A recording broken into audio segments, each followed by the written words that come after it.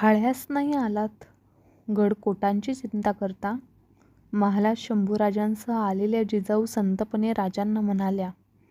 शंभूराजांनी पुढे होत आपल्या महाराज साहेबांच्या पायावर कपाळ ठेवले. त्यांना उठवून घेऊन राजे क्षणभर त्यांच्या कपाळावरच्या 2 दळी शिवगंधाकडे तसेच बघत राहिले. ते बघताना संभाजीराजांची कुंडली मांडणाऱ्या हरबट ज्योतिषांची जबान त्यांना आठवली. साक्षात रुद्र, पुराणातला रुद्र जन्मास आला आहे. उंच गडकोटावर राहील, प्रलय माजवतील.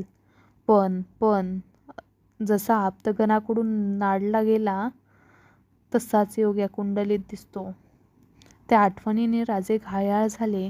नको ते विचार त्यांच्या राजमनात घुसवा करून गेले. त्या रुद्र शंकरास देवदेवतांच्या कल्याणासाठी विष पचवणे पडले.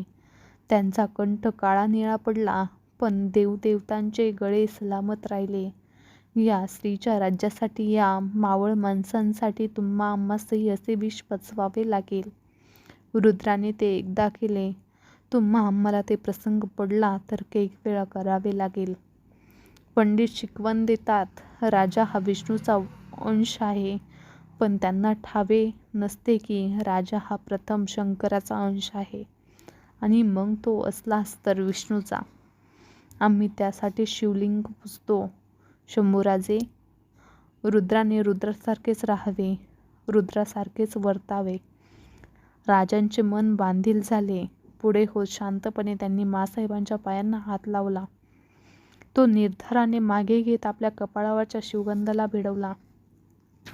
राजे कोंढाण्यापासून आम्ही बारीक बघतो आहोत, तुम्ही आम्हास टाळू बघतात. राजपुतांशी तहाची गोष्ट घडली म्हणून बेचैन आहात. राजे, आम्हापासून काही लपवणे तुम्हाला साध्य होणार नाही. राज्य जाते म्हणून दीड जाता कामा नये. तास शाबूत असतील तर नदी नामशेष होत नाही. अत्यंत मायेने जिजाबाई धीराच्या शब्दात म्हणाल्या. ते शब्द न शब्द उरात साठवून घेताना खाली पडलेल्या राजांची मान आपसुकच वर उठली. तर्फेला असलेल्या संभाजीराजांच्या खांद्यावर आपल्या हाताचा निमुळता गुलाबी तळवा चढवीत ते जिजाबाईंच्या तुळजाई शांत डोळ्यांच्या आश्वासनावर विश्वासून म्हणाले. खरं आहे माँसाहेब, आम्हास तुम्हापासून काहीच लपवणे साध्य होणार नाही. चारी पायात आकडे चाप बसवलेल्या हत्तीसारखी आमची राजपुतांच्या गोटात गत झाली. यात काही कमी नको म्हणून राजपुतानं 5 कलमी तहांची शेवटची कलमाचा अंकुश आमच्या मर्मात टोचून ठेवला आहे. तुमच्या कानी तो कसा घालावा हेच आम्हास उमगत नाही. क्षणभर राजांच्या संभाजीराजांच्या वर आपली नजर खिळवली. त्यांच्या खांद्यावरचा राजांचा हात नकळतच त्यांच्या पाठीवर आला. काहीतरी बोलावे तसा उगाच फिरत राहिला. कसला अंकुश राजे? साफ बोला. जिजाबाईंचे डोळे राजांच्या सर्वांगाभोवती तटबंदीने बांधीत फिरले. मन शंकेखोर झाले. बगलीला असलेल्या संभाजीराजांना आपल्या आणि माँसाहेबांच्या मध्ये घेत त्यांना पोटाजवळ बिलगवून राजे घोगरट आवाजात म्हणाले. राजपुतांच्या तहांची तामिली होईपर्यंत, 23 गडकोट त्यांच्या हवाली होईपर्यंत आम्हाला 12 राजांना त्यांच्या गोटात धाडावं लागणार. ओलीस म्हणून. राजांची नजर जिजाऊंच्या मुद्रेवरून घसरली आणि त्यांच्या पायावर येऊन स्थिरावली. राजे? थरारलेल्या जिजाऊ राजांच्या बागदार नाकाकडे बघत जवळ किंचाळल्याच. काय बोलताहेत हे? हे कलम तुम्ही मान्य करून आलात. फर्जंद म्हणून ही तुमची एकुलते एक निशाणी आहात, हे विसरलात.